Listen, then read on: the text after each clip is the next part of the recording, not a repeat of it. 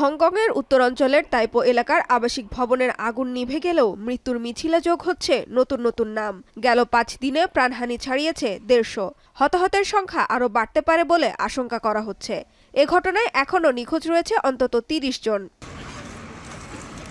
2 শতাধিক বাসিন্দাকে জীবিত উদ্ধার করা সম্ভব হলেও 34টি বিড়াল, 12টি কুকুর এবং 7টি কচ্ছপ সহ 60টিরও বেশি পোষা প্রাণী মারা গেছে বলে জানিয়েছে society for the prevention of cruelty to animals. পুড়ে যাওয়া 2টি টাওয়ার ছাড়া বাকি অ্যাপার্টমেন্টগুলোতে তল্লাশি অভিযান চালিয়েছে তদন্তকারীরা।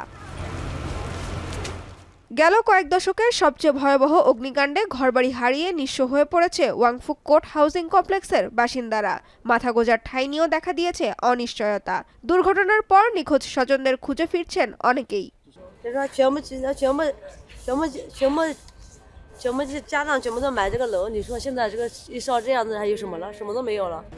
而家佢同佢爸爸兩個都未出嚟，同埋我哋樓上樓下我都見到個師奶，佢老公已經走咗啦。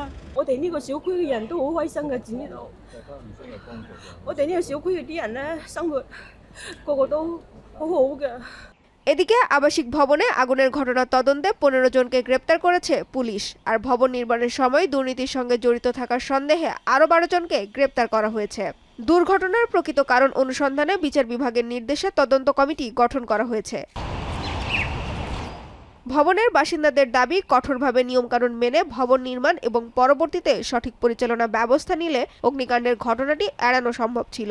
এই মুহূর্তে দুর্ঘটনায় ক্ষতিগ্রস্তদের জন্য ন্যায় বিচার নিশ্চিত করার দাবিও তাদের। সানজিদা ইসলাম তন্নি, এখন বিশ্ব।